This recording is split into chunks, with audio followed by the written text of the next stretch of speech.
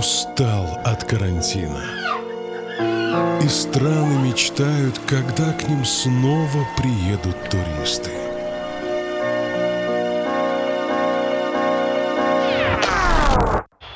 И вот, наконец, границы открыты. Антон, просыпайся. Орел и Решка первыми собирают рюкзак и отправляются в свое новое, долгожданное путешествие. Мы вернулись после месяцев самоизоляции, чтобы показать вам новые чудеса света и рассказать, как путешествовать в новом посткарантинном мире.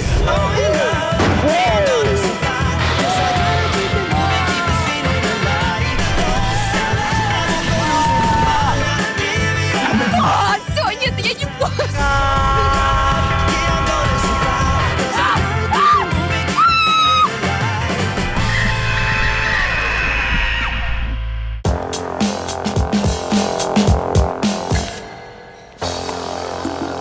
Супер. Удобно. Красиво. Вот он, мир привилегий с премиальной картой MasterCard. MasterCard. Давай, вставай, стартовую снимай.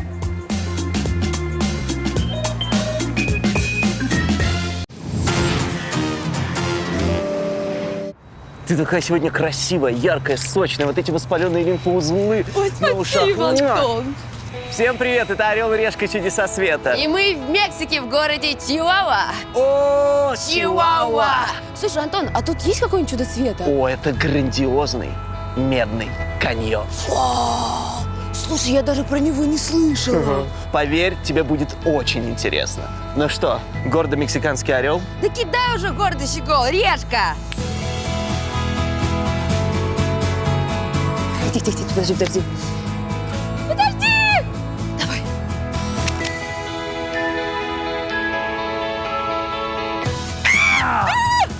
Антон! Ла-ла-ла-ла. Опять судороги. С маракасами, да? Давай. С маракасами вот так Я вот буду гордый нищий Антонио Хуан Непунесена Мария Тринидад Дель Зайчес. Поняла? Есть в Мексике чудо, о котором у нас почти никто не слышал. И имя ему – Медный каньон. Он в разы больше и глубже, чем самый знаменитый Большой каньон в Америке. Это место, где природа как будто изрубила землю гигантским топором. Это место, где можно летать меж скал. Увидеть каменных монахов и встретить людей, которые бегают по 100 километров в день. Так почему мы до сих пор ничего не знаем об этом чуде света?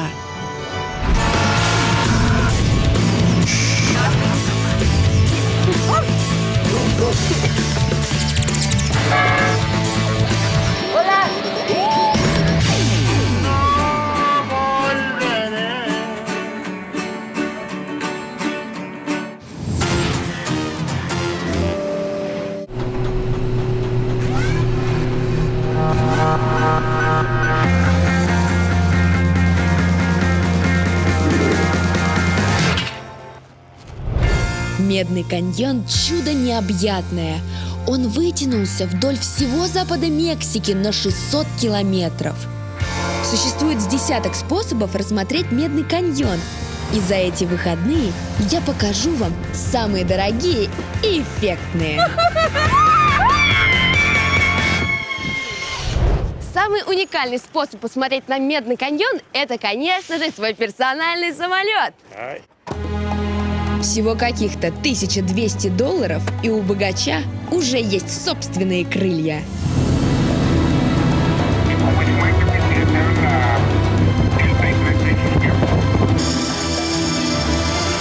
Все, наша тень от самолета становится все меньше, меньше, меньше. Все, кто приезжает посмотреть Медный каньон, обычно заказывают себе групповой тур заранее. Их поят, кормят, развлекают. Мне же придется организовать самому себе все. Да еще и на $100. Все сам, как завещал Птушкин. Путь к Медному каньону у всех начинается с города Чиуауа. Самолеты и остальные там роскоши туристы со $100 позволить себе не могут. Так что будем разбираться, как добраться в город своим ходом. Открытие первое. Печальное. Автобусов из аэропорта в центр города нет. 15 километров пилить пешком – не вариант. По-любому надо брать такси. Если не хотите быть обхуаненными местными бомбилами, лучше всего взять официальное такси. Там и понадежнее, и цены фиксированные. А вот, по-моему, официальная женщина официального такси. Оля? Такси? ¿Taxi? Такси? Sí. Центро. Центро. Aquí У yo нас tengo- песо, у вас такси. Claro. Aquí yo le doy la... Quanto costa? ¿Para dónde va? Ничего не понял.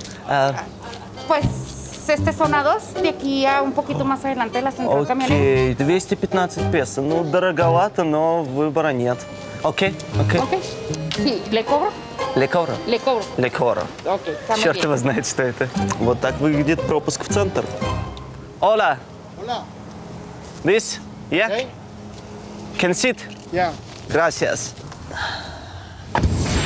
Ребята, ну все, мы уже начинаем подлетать к нашему Медному каньону. Ну смотрите, все горы и скалы покрыты мхом, медным мхом.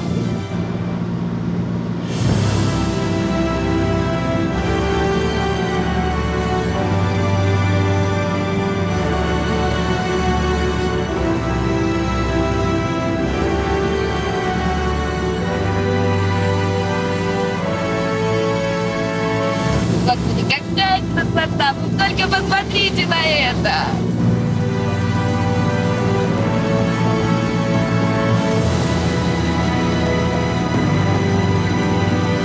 Вообще, Медный каньон больше самого популярного Гранд каньона американского в 4 раза. Видно ни конца, ни края. Просто сумасшедший пейзаж.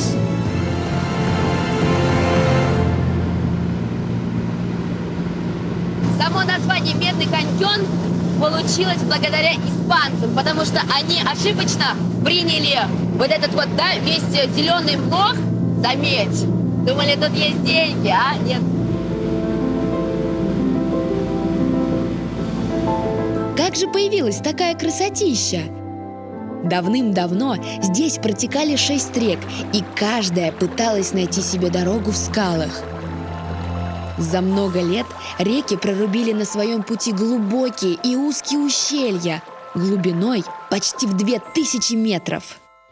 Я такого никогда не видела. Это просто какая-то фантастическая магия. Он действительно гигантских масштабов.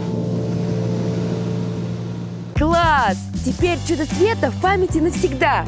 И не только в архивах Решки. Посмотрите, какое качество. И это, на секундочку, снято на смартфон с функцией суперстабилизации. Видео получается плавным, изображение не дрожит, даже если снимаешь в сильной тряске. В общем, довольно на все 100. И чудом света, и то, как оно получилось на видео. Samsung Galaxy Note 20 Ultra. Киностудия у вас в руках.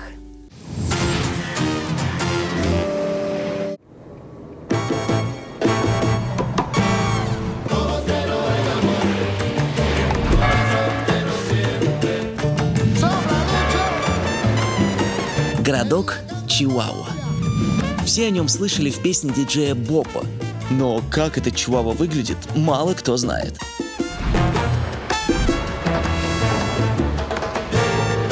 Muchas gracias. Gracias. Yeah. Ну что, пойдем смотреть, какой ты Чиуауа.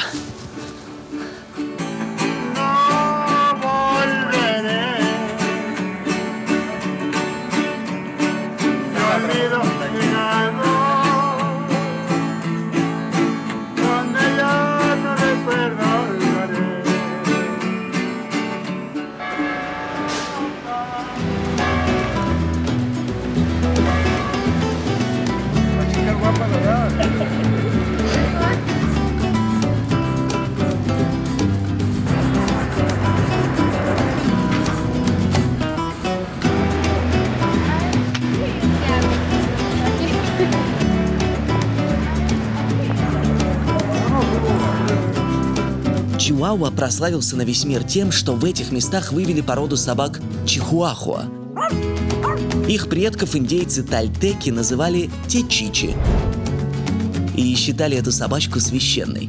Тальтеки их и ели, и в жертву приносили, и хоронили вместе с хозяевами, как компаньонов для загробной жизни.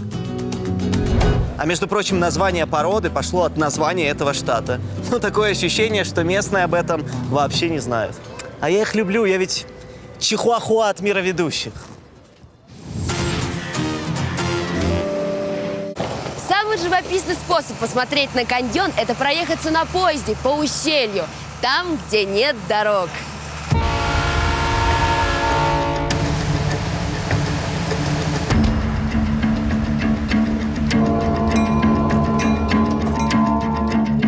No hay ningún problema, pero por favor, en cosas más comunes.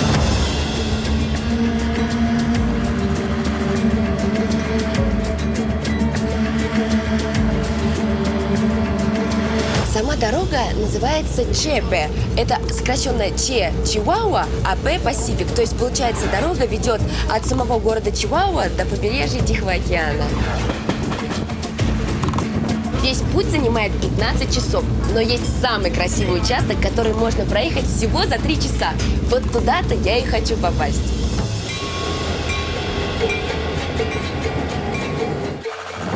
Железная дорога Эль-Чепе – это отдельное чудо Медного каньона.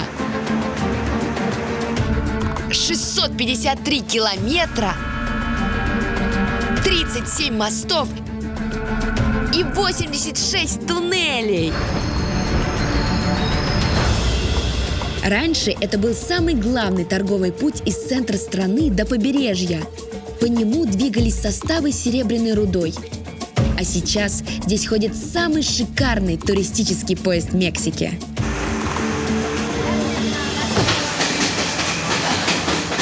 Вау! Ай, какая роскошь! Я никогда не была в таких местах! Да посмотрите, а какой здесь обзор на 360 градусов! Я могу крутиться вот так, влево, вправо, вперед, назад! Невероятно! Ну, давайте посмотрим, что тут у нас.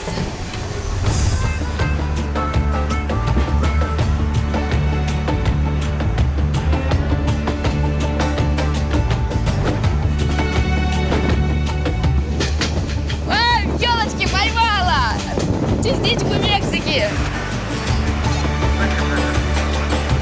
Вау, смотрите, настоящие мексиканцы! Эй! Огибая долины, прорезая скалы, поезд поднимается на высоту больше 2500 метров над уровнем моря. Смотрите, какая красота!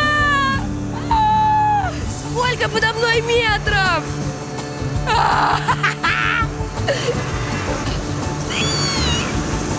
Щенячий восторг! О, мы начинаем ускоряться!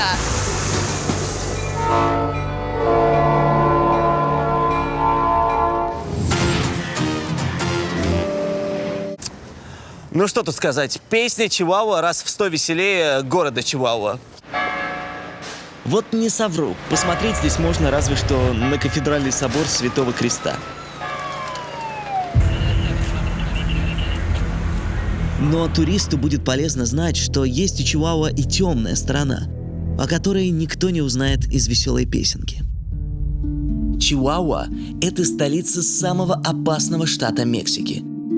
За прошлый год тут было 35,5 тысяч убийств. Большая часть на счету безжалостного наркокартеля «Хуарес». Картель переправляет тонны белого запрещенного вещества через границу с США.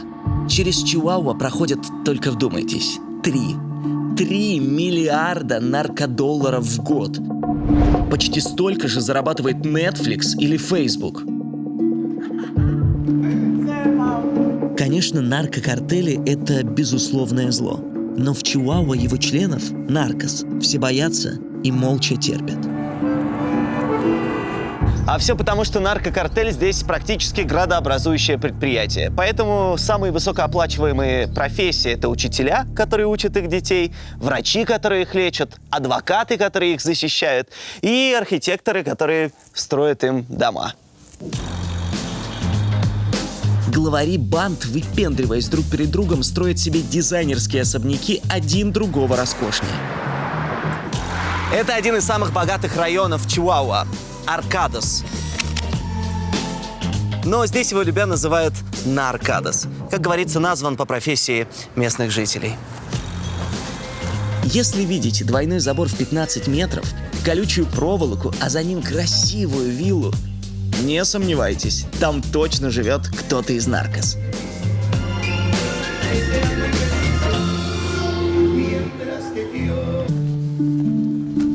При этом обычные мексиканцы получают мизерную зарплату по $5 в день и живут в лачугах.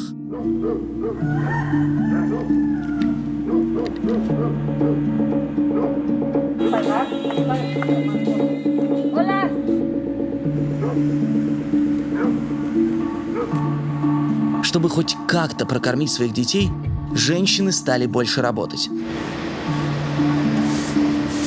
Мексиканским мужчинам это не понравилось, и они начали мстить.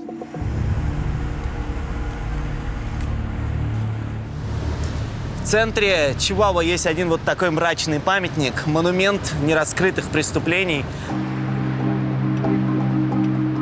Дело в том, что в Мексике огромное количество преступлений против женщин. Вот на этих кольях висят табличками с именами погибших от насилия женщин. Крест и «Ни una más», что в переводе «ни одной больше».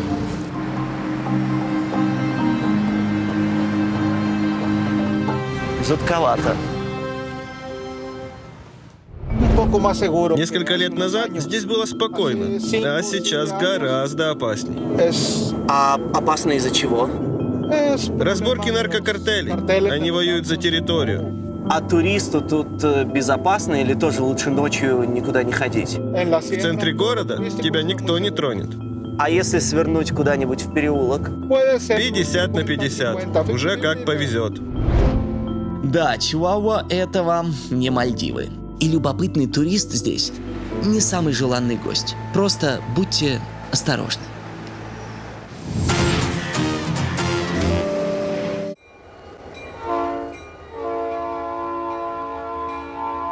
Текс, ну что, медный каньончик, где ты? Побежали, Сань. Собаки.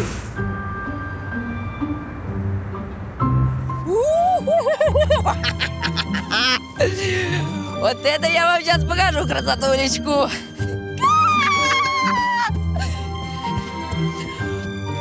Посмотрите, вот же он.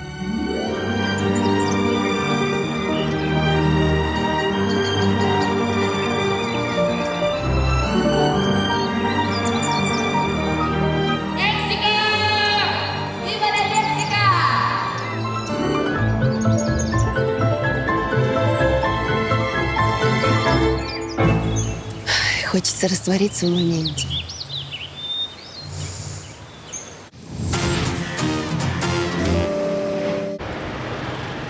У бюджетного туриста проблем с едой в Мексике нет. Здесь куча всякой разной уличной еды, но нужно быть осторожным. Она здесь очень острая и перченая. Когда мы говорим перцы, мы представляем себе болгарские или острые, но все это не про Мексику. Тут целая иерархия перцев, 50 оттенков остроты. Вот, пожалуйста, есть красные, черные, пожеванные и еще куча других. Это главный ингредиент мексиканской кухни. Вряд ли можно найти блюдо, куда бы мексиканцы не добавили острого перчика. Muchas gracias.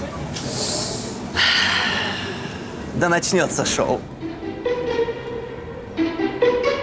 Постараюсь все рассказать сейчас, потому что потом будет поздно, знаю. Несмотря на то, что выглядит это как приунывшая рыба, вот этот хвостик намекает, что дело будет плохо. Это перец. Называется это блюдо чили-чилака. По сути, это фаршированный сыром перец чили, который обмакнули в пот. Ну что, слабоумие и отвага. Пахнет таким кляром, панировкой и немножечко будущей болью, перцем, но пока запах не явный.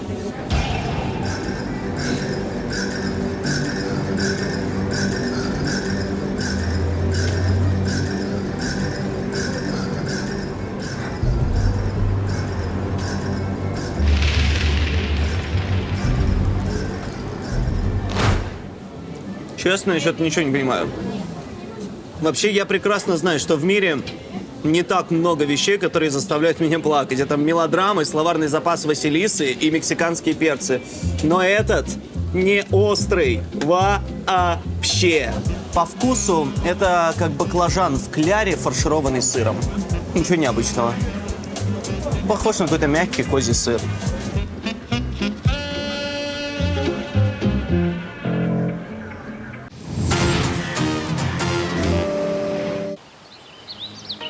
Первое знакомство с Медным каньоном незабываемое. Но на станции Дивисадера с поездом Эль Чепо я прощаюсь, потому что в отель он меня довезти не сможет. Воу,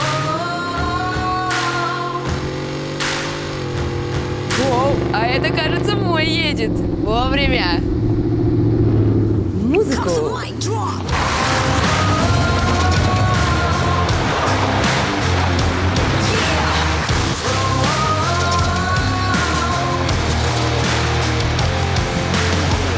Знакомьтесь, мой новый железный конь – пикап Ford F-150. Повелитель бездорожья и незаменимый помощник возьмет на борт пару коров, 6 коз, ну или 15 нелегалов. Ну вы поняли, не машина, а мечта любого мексиканца. Два в одном. Посмотрите, какая крутая тачка и крутой водитель. Hi, I'm Вася. I'm Rupert. Oh, nice to meet you. Какой горячий бурритос. Here comes the mic drop.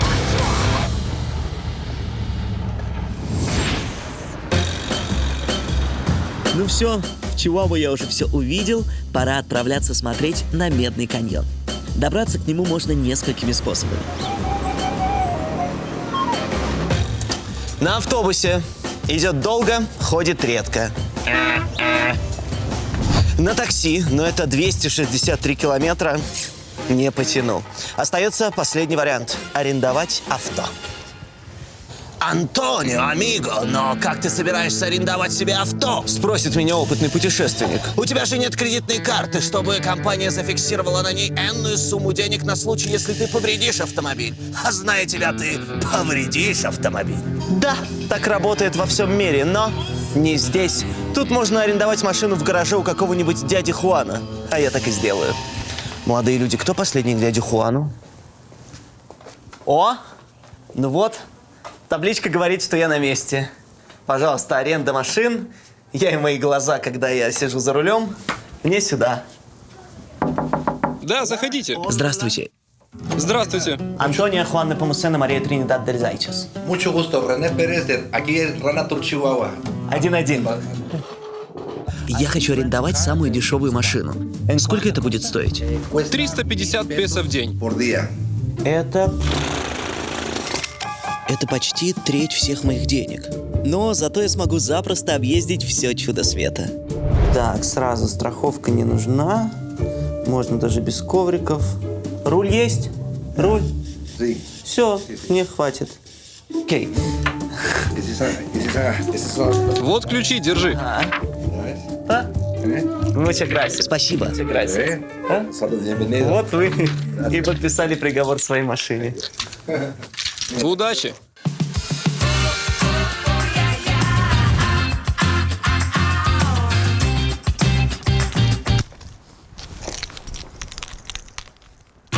Ну вот она, моя ласточка. Шик, блеск, царапины, немного пыли, но в целом долетим. Чудо света подбросить? Дорогу покажешь?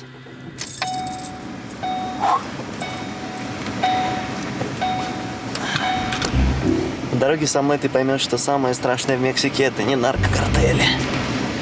Это моя езда на механике. Первое препятствие к чуду света – ворота на выезд из паркинга.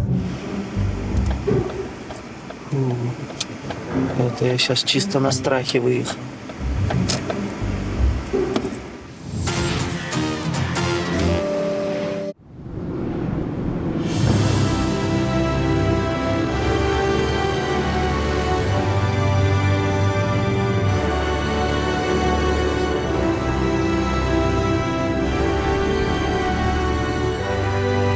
Чем ниже спускаешься по склонам Медного каньона, тем больше поражаешься его величию. Он такой огромный, что большие деревья здесь кажутся мхом.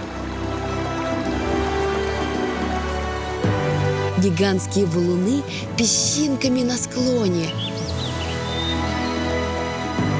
а дороги змейками, которые вьются между камнями.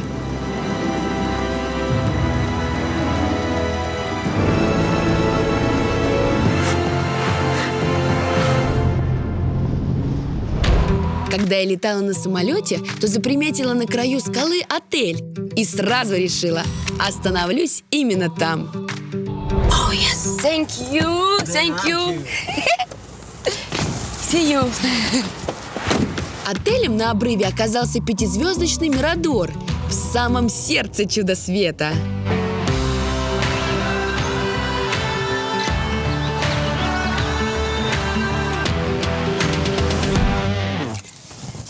Ну, здравствуйте, мои хоромы. У-ху-ху. Так интересненько. Ребята, я в настоящей индейской хатке. Посмотрите на эти стены. Это же настоящая глина. Посмотрите, тут даже пол из настоящего камня. Ой, сразу, конечно, хочется скинуть свои башмаки и насладиться всем великолепием. Ох, и какой тут потолок! Мамма мия! Посмотрите на эти балки гигантских размеров. Тут даже есть камин настоящий. Индейский. Отель построили в традиционном стиле жилищ местных индейцев Тарахумара. В горах очень сильный перепад температур. Внизу может быть 30 градусов тепла, а наверху -2. Поэтому, чтобы защититься от холода, индейцы обмазывали свои дома глиной, а внутри ставили камин.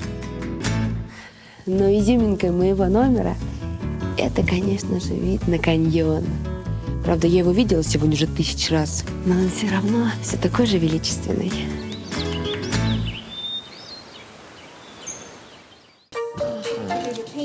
Of course. Thank you. You're welcome.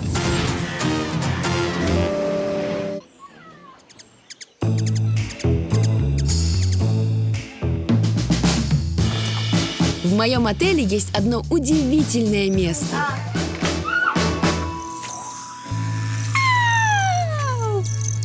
Вы посмотрите, я же...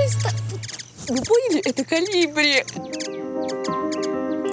Чтобы богатеньким туристам создать приятную компанию, на террасе развесили для колибри специальные поилочки с сахарным сиропом. А чтобы колибри понимали, откуда пить, в поилках соорудили вот такие искусственные цветочки. Господи, у меня аж волосы дыбом, а? Господи, их тут, я не знаю, штук 100, наверное. Крылья колибри делают до 100 взмахов в секунду. Их нереально поймать, они такие быстрые. О май гад, тут уже все готово. Так, ну что, попробуем Мексику на вкус. Честно, в пятизвездочном отеле на ужин могли бы что-то и поизысканнее подать, чем просто мясо с картошкой. Ну, картошечка, конечно, меня переносит сразу домой. Простенько. Ну и на этом спасибо.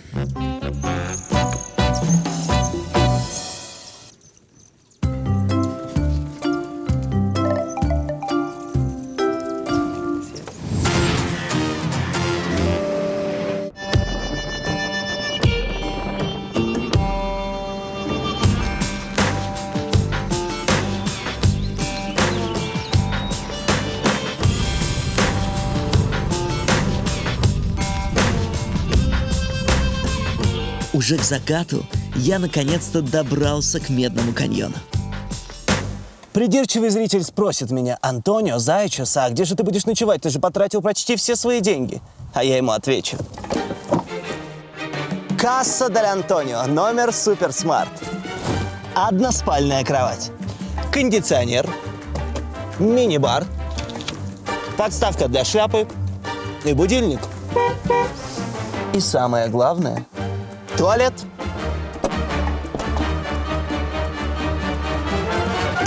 Но все прелести этого малогабаритного номера можно перетерпеть ради этого.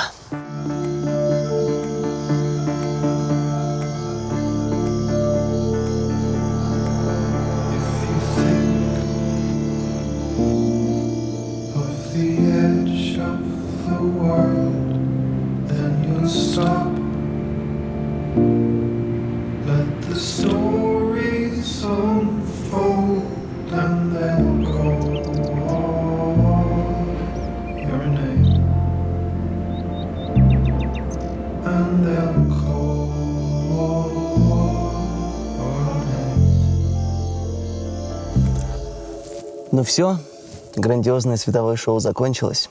Можно ложиться спать.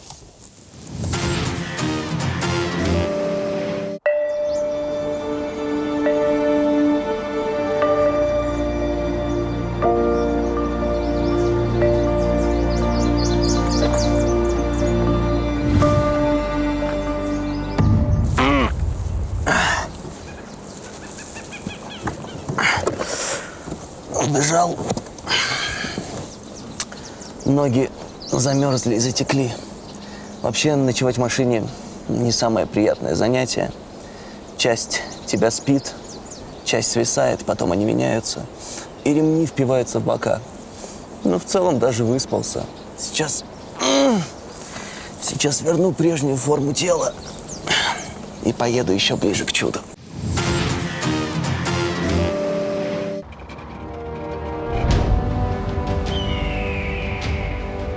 Медный каньон неприступный, дикий и опасный. Но нашлись бесстрашные люди, которые построили здесь парк экстремальных развлечений.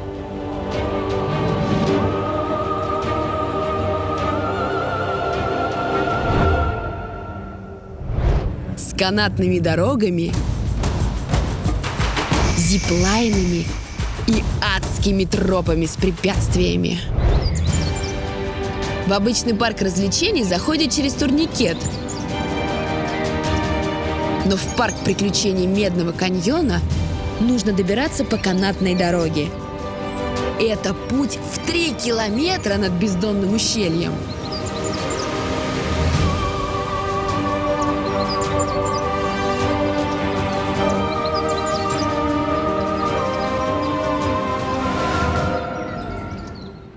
Для занятий экстримом это платье не подходит. Итак, первое адреналиновое приключение – полет на зиплайне. Ох, господи! Ну что? Thank you.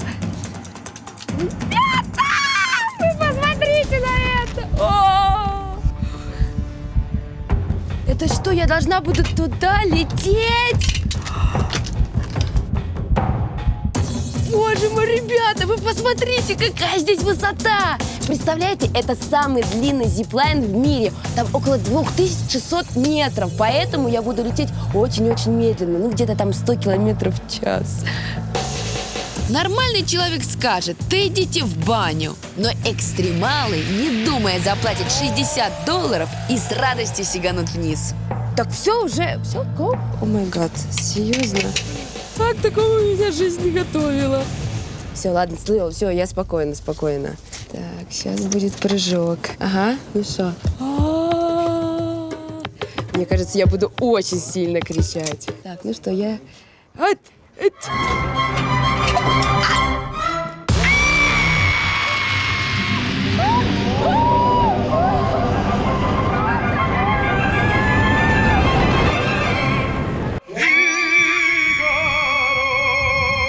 Figaro, Figaro, Figaro, Figaro.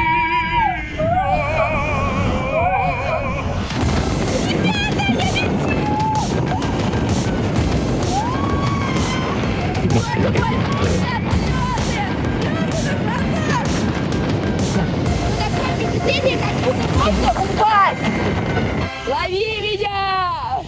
Мужик, лови меня! Я здесь! Оп! Это что, так и должно было быть? Это так и должно было быть?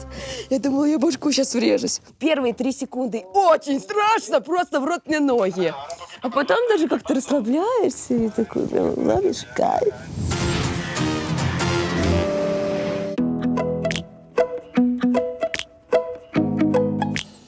Красоты вокруг действительно впечатляют.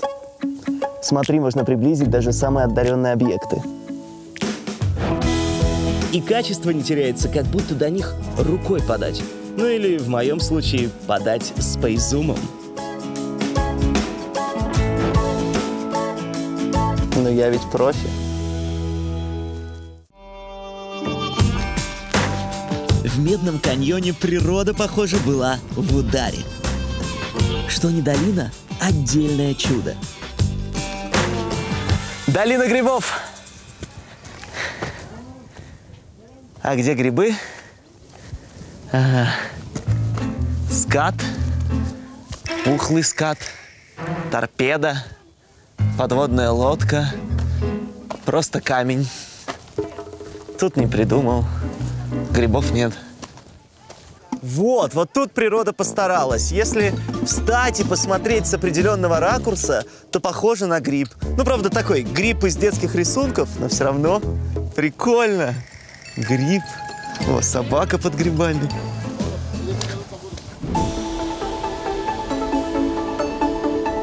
Если сказать по-научному, это называется продукты водяной и ветровой эрозии.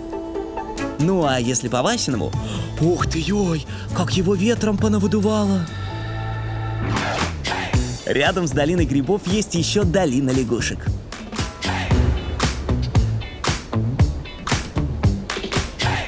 Ну вот тут прям похоже. Сорян, придется подождать ведущего повыше.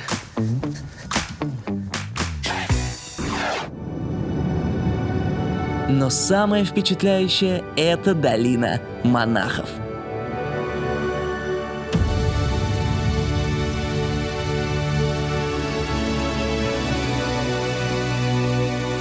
Если присмотреться, каменные глыбы и правда похожи на подпоясанных длиннобородых монахов.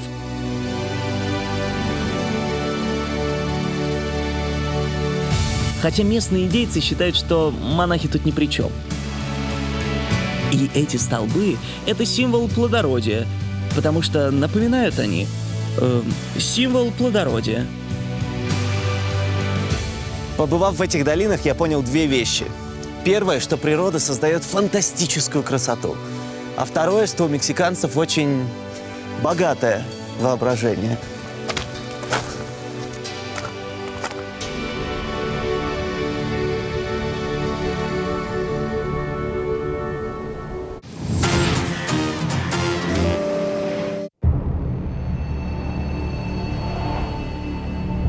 В парке приключений Медного каньона есть жуткий маршрут. Тропа препятствий Виа Феррата. Или железная тропа. Людям со слабым вестибулярным аппаратом или сердцем опасно даже смотреть на нее. Так что лучше отойдите от экранов. Для начала нам нужно спуститься вниз. Там всего 48 метров.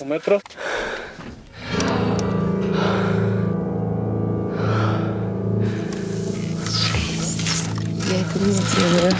Очень страшненько, очень. Все, я типа прям уже... Все, идти? Извиняюсь, все, больше не ругаюсь матом. Серьезно? Вот так? Братан, только не отпускай, я тебя умоляю.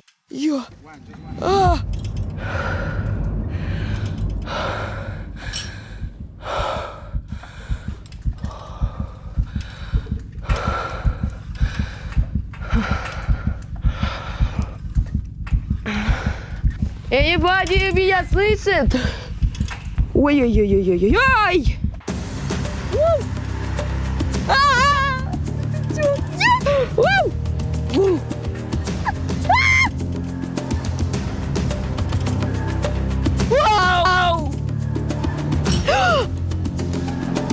Тут такие крутые склоны. А, я вижу сушу. Ой, тихо, тихо. Я так рада тебя видеть, господи, мужчина. Слушайте, ну чтобы заниматься вот такими вещами, нужна хоть какая-то физическая подготовка, потому что я чувствую, как мои вот эти вот цыплячьи трицепсы, они прям уже воют. И ручки. Ребята, ну что, самое безумное еще, я так понимаю, впереди. Ну что, с Богом?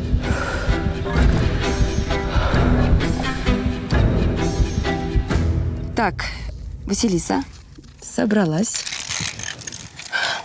и почопала.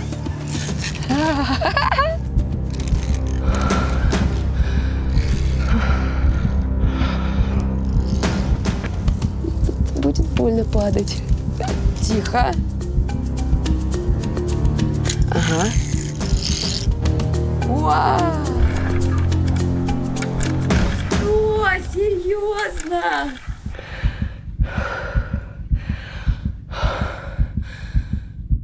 А если она не выдержит? Нет! Ой!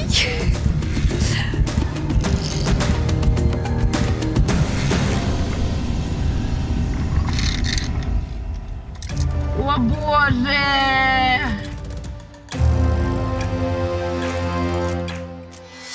Ой, ножки как трясутся, боже мой, какой кошмар! Все, я сейчас упаду. Чик-пык, пек-пек-перек-пек. О, вот, господи, конечно! Надо было так сразу на четвереньках. Все удобно, быстро. И главное, надежно.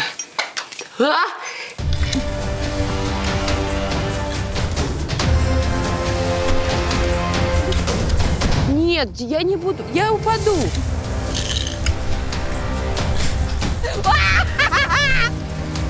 Без рук. Нет, да, хватит.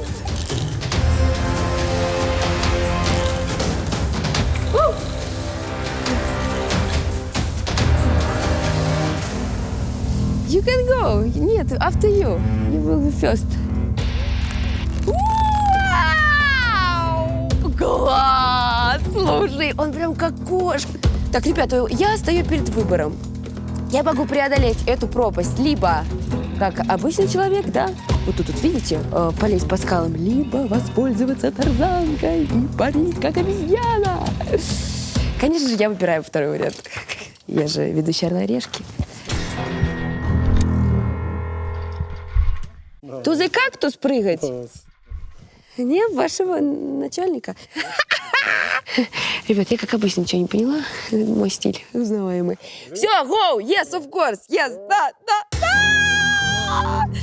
Блин! Что ж так все время? Все, прыжу, прыг! Стой! Постоянно! Благослови!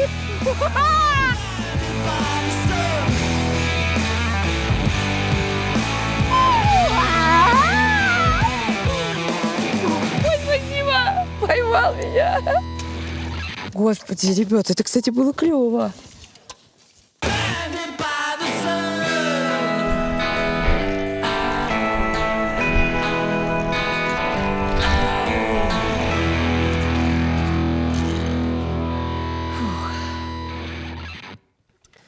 Ну, пока, Медный каньон.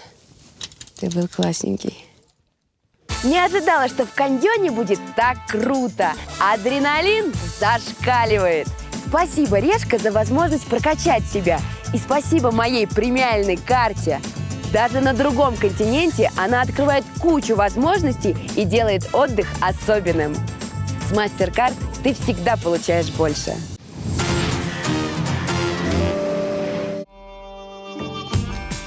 Несмотря на то, что Медный каньон кажется совсем диким, здесь уже давным-давно живет народ. Индейцы Тарахумара. Чаще всего Тарахумара можно увидеть рядом с туристическими местами и смотровыми площадками. Там тетушки в ярких деревенских платьях продают сувениры, мастерят украшения и плетут корзинки из местного растения – сотоля. Но известны они не этим, и даже не этим, а своими суперспособностями.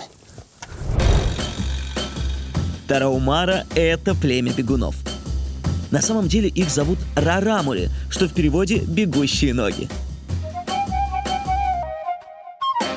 Они настоящие мегамарафонцы. Самые выносливые бегуны в мире. Тарахумара могут бежать по горам, скалам, лесам сутками, не останавливаясь по 200 километров. А преодолеть марафонские 40 километров для них вообще расплюнуть. Ола, здрасте. Ола, Антонио. О, я тоже Антонио. А к вам можно как-то попасть? Я просто хотел посмотреть, как вы живете, как вы тут существуете. 100 песо и будешь нашим гостем. 100 песо.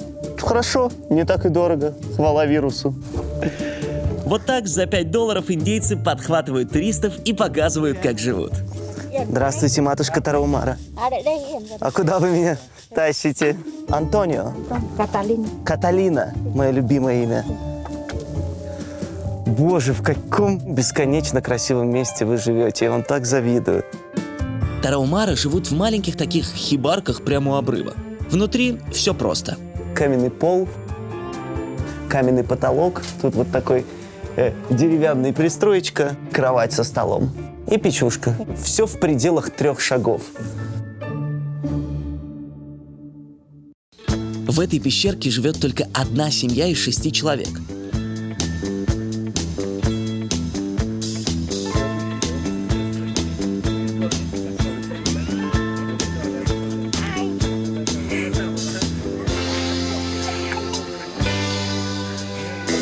А большая деревня находится в 15 километрах отсюда. А вы туда идете или бежите? Если кто-то заболел, умер или нужно быстро передать какую-то новость, мы бежим. А если спешки никакой, просто идем пешком. Антонио рассказал, что бегать марафон ее заставило желание выжить. Мы народ мирный, сражаться и проливать кровь за земли не привыкли. Поэтому лучший способ не даться врагу – это убежать. Быстро и далеко. Бегать мы учимся с детства. Подростки сдают что-то вроде экзамена. Каждый должен загнать оленя, чтобы тот упал бездыханный. Я знаю, что люди вашего народа даже выигрывали ультрамарафоны. Конечно, я участвовал в забегах и на 50, и на 60 километров. В Идальго первым пробежал 80, но мой рекорд 120 километров. Но знаете, что самое удивительное? Из обуви у них не модные беговые кроссовки, а сандалии, уарачес. Обычно их делают из старых шин, кожи теленка или оленя. Самое прикольное, что в обычных сланцах и шлепках пятка обычно отходит. А тут приделан специальный шнурочек, чтобы плотно зафиксировать. Это очень удобно при беге. Тарахумара никогда не сидят на месте. Даже когда они отдыхают, они все равно бегают. У них есть игра Рарахипури. У каждого поселения есть свои команды. Участники бегут по кругу, пиная деревянный шарик специальной палкой. Круг может быть как в 1 километр, так и в 5, как договорятся. Смотри, руками мяч трогать нельзя. Если дотронулся, проиграл. Играем обычно на одежду или животных. А можно попробовать? Ставлю 5 песо и шляпу. Кто кого? Ставлю свою рубашку. Окей? Поехали. Поехали. Vamos.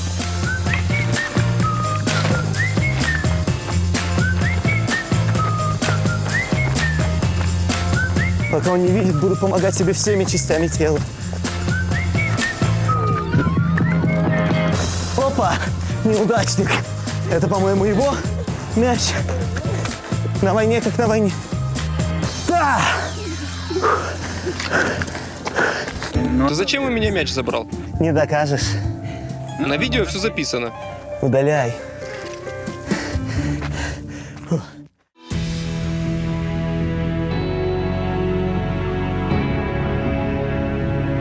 Знаете, я впервые встретил людей, которые буквально убегают от своих проблем. Они считают, что пока они бегут, они живы. Получается, что бег — это и есть смысл их жизни.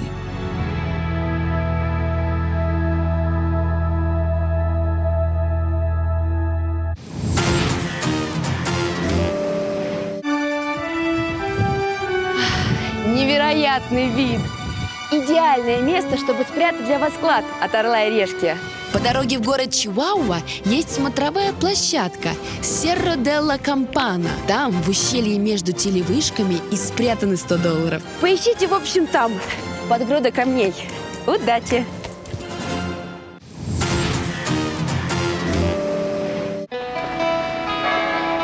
За что можно любить Мексику?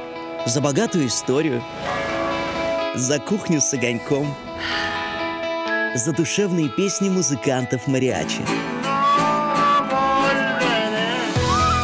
Но после этого уикенда у нас появилась еще одна причина ее любить. Смотрите, какая красота! Это место, где природа показала свою невероятную силу. Боже, в каком бесконечно красивом месте вы живете. Необъятный Медный каньон. Не видно ни конца, ни края. Глядя на это чудо, непонятно, почему до сих пор так мало людей знали об этом месте. Можно сказать, что сегодня мы открыли новое чудо света. Братан, только не отпускай, я тебя умоляю. Слабоумие и отвага. Поймала!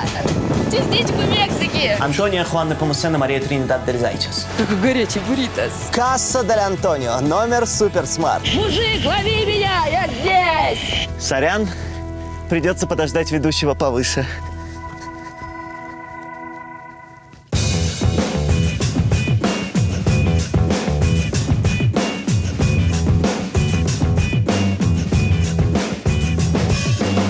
Так, до следующего чуда света 2100 километров. Это по меркам Тарахумари где-то 1:45 бега. Это надо так... Антон!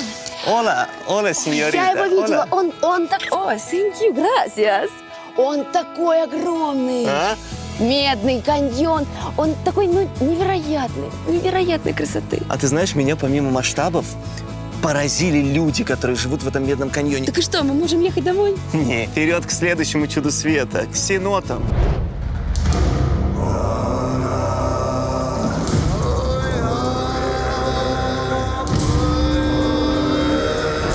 Ура! Тогда увидимся на следующей неделе. Ну все, поплыли, там глубоко. Ну что, ты знала, кстати, что параллельно с нами мощнейший сезон девчачий, значит, Юля Коваль. И девочка-блогер очень на нее похожая, безумно.